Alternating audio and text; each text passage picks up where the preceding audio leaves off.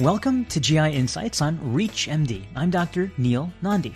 Today, we will be answering some of the most common questions regarding COVID-19 in our IBD patients.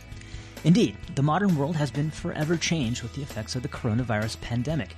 Johns Hopkins University data report that as of March 19, 2021, there have been nearly 30 million cases of coronavirus in the USA alone, with over 540,000 reported deaths. The Secure IBD Registry aggregates clinician-documented cases of IBD patients with COVID-19 worldwide. In the United States, as of March 19, 2021, the registry reports 2,087 cases of IBD patients in the USA with COVID-19, with 12 reported deaths. On the whole, the numbers are small, but of course, every life lost is tragic. Fortunately, these small numbers are encouraging, and we know far more than we did just 1 year ago. Today, we'll specifically be reviewing the effect of IBD therapies on contracting coronavirus. Also, related but distinctly different, the management of IBD treatments in a patient who's developed COVID-19 illness. Joining me to defeat myth and misconception with truth is one of our truest IBD authorities, Dr. David Rubin.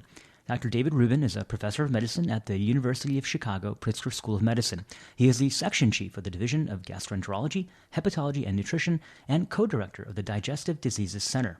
Notably, he is a recipient of the 2020 Sherman Prize for his unwavering commitment to IBD clinical care, research excellence, and patient advocacy. Welcome to GI Insights, Dr. Rubin. Hey, Dr. Nandi. Thank you so much for having me. I'm excited to have this conversation. We're very pleased to have you. Now, no doubt we've come a long way and we understand some of the effects of our IBD therapies on COVID-19. Can you give our clinicians a brief synopsis of what are the risks of biologics or thiopurines or mesalamines on developing COVID or severity in COVID? This is an important topic because the patients who have inflammatory bowel disease have a recognized defect or dysregulation of their immune system at baseline. And the therapies we use to treat inflammatory bowel disease, for the most part, are immune-based, meaning that they are designed to target the immune system in order to control that overactive immunity. So when we talk about an infectious disease like COVID-19, we have to be nervous about our patients with these conditions because they have problems with their immune system and they're on therapies that reduce their immune overactivity. So it's a natural question to want to know, are people with Crohn's disease and ulcerative colitis at a higher risk for contracting coronavirus infections? And are they therefore at a higher risk for COVID? And if they are, do they have worse or better outcomes when they get COVID? The short answer is that we have, across multiple countries and an international registry, demonstrated that patients with inflammatory bowel disease in general are not at increased risk for contracting the coronavirus that we call SARS-CoV-2, nor are they at increased risk for getting COVID-19 if they get infected. And for the most part, with a couple exceptions we'll talk about, they are not at risk for worse outcomes from COVID-19. So the main message to the patients with inflammatory bowel disease, which we hoped for in the beginning of the pandemic and has been further confirmed with the research we have so far, is that people with IBD are not at increased risk. That doesn't mean they're at decreased risk necessarily, but that they should be reassured and they should stay on their stable therapies.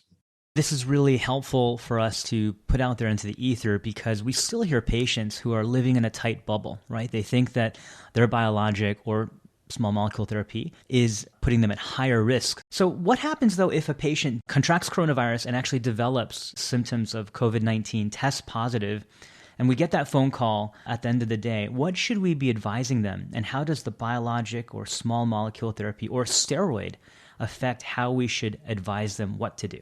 Well, there's a couple different categories to think about. The first one is if somebody actually has symptoms of COVID-19. Remember, that's predominantly respiratory symptoms, shortness of breath, cough, congestion, loss of taste or smell, but can also involve digestive disease symptoms. And that can be diarrhea or abdominal pain, which obviously in an IBD patient would be of concern and confusing to us. If they test positive for the SARS-CoV-2 and they have those symptoms and we diagnose them with COVID-19, the question then becomes, what do you do with therapy they're already on? Do you stop it? Do you continue it? or do you change it to something else? The International Organization for the Study of IBD developed a consensus statement about this, and then evidence supports what they recommended early on.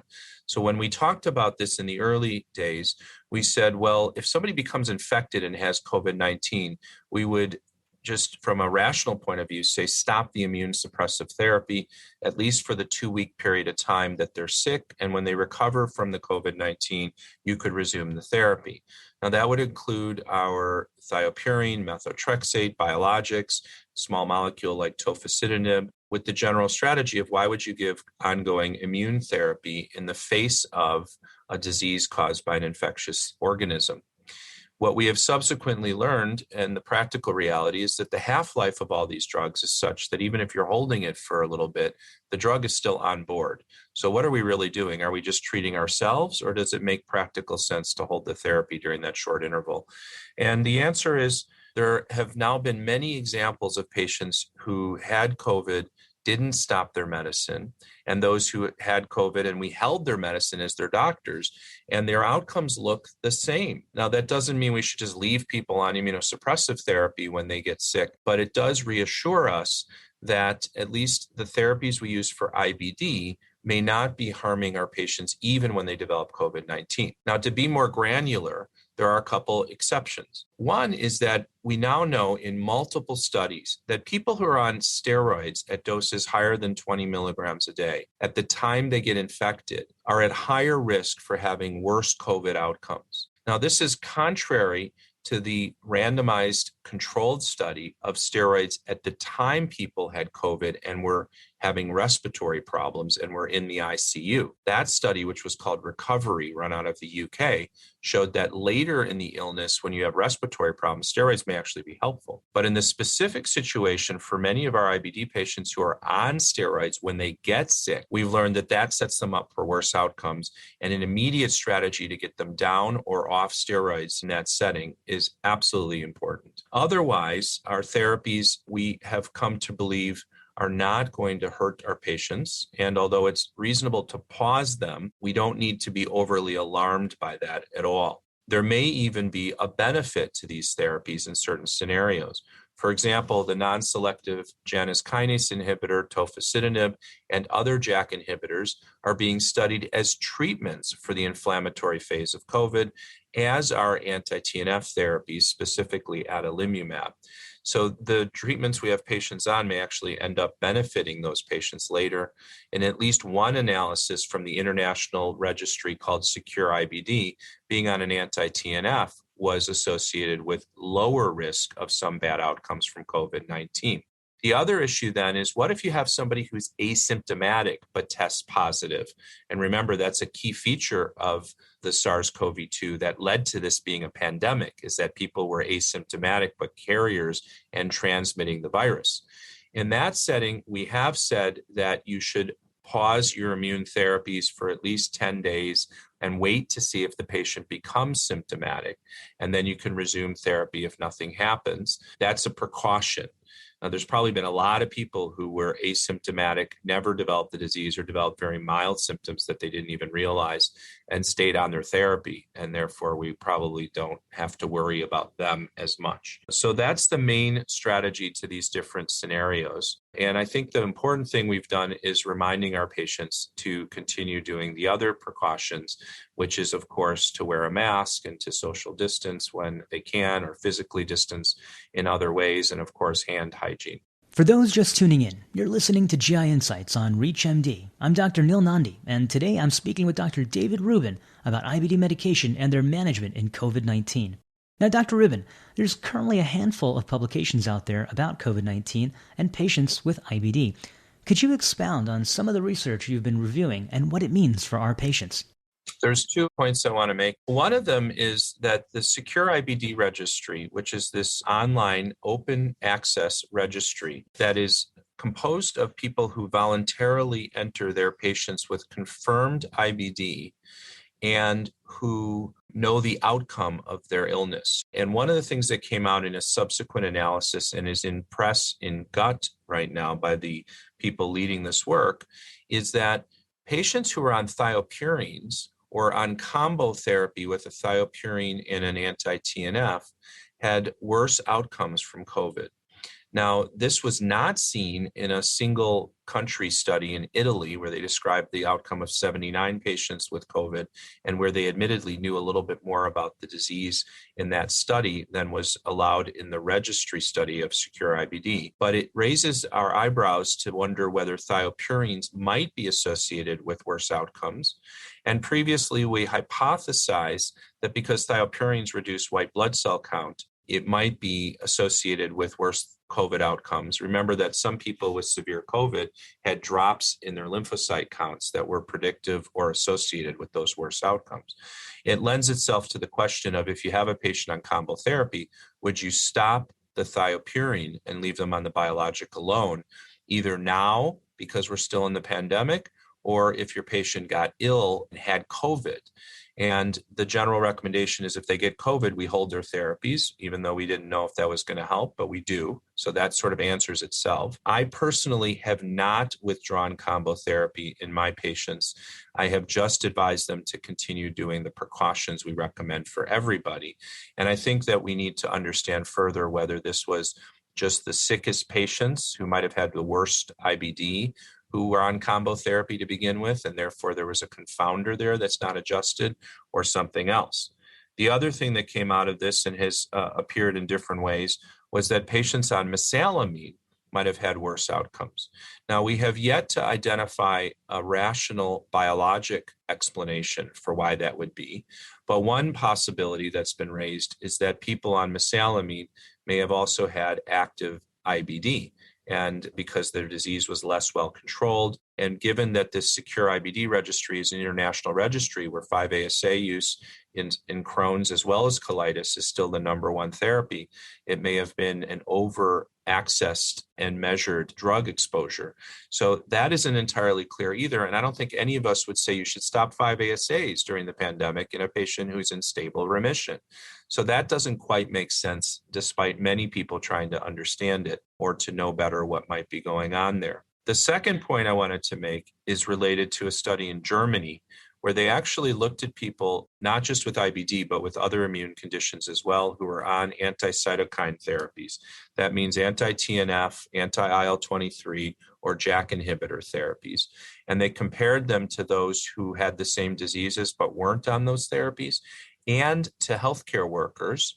And they adjusted for exposures at work, whether you were working in an environment where you might get exposed to COVID.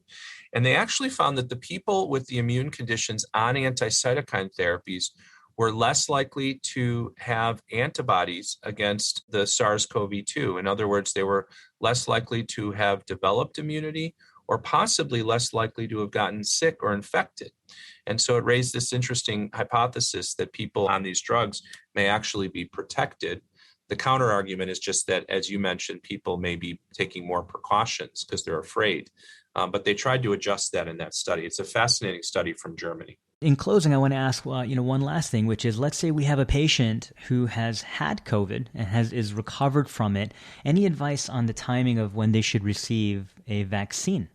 It's been recommended that if you have test positive COVID or strongly suspected to have had COVID, that you get vaccinated, and that you get vaccinated 90 days or more after you've been infected. It's also important to recognize that although having an infection may induce immunity, it doesn't seem to have the same durability as the immunity that would be obtained by being vaccinated. So somebody may say, well, I had COVID, so I don't need to be vaccinated. That's incorrect. You should still get vaccinated. Just like we say, by the way, of someone who's had shingles, they still should be getting vaccinated in the appropriate populations and at the right time against shingles. It's the same concept here. You may have had COVID, but that doesn't necessarily mean you're protected from it the way a vaccine will do it for you. Yeah. I remember there was a time a year ago where we were conscious of the fact that there may not be a vaccine, that we would possibly not be successful in developing a vaccine at all. And it's a true miracle that now we're sitting here with 3 different vaccines.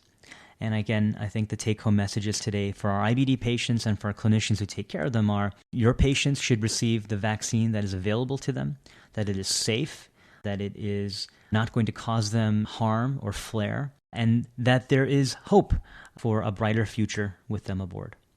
Dr. Rubin, thank you so much for your time, your wisdom, your insights. As always, you're absolutely spot on in the education that you provide us. We're really blessed that you're here. Any closing remarks? No, I want to thank you, because the reality is that an effective campaign to raise awareness and improve the health of our community has to do with education and leaders like you who put on programs like this to make sure people understand the facts. And the more we can disseminate facts and celebrate the success of science and demystify it for our patients and frankly for other colleagues, the better we'll all be. Thank you very much. We're very humbled and very appreciative indeed.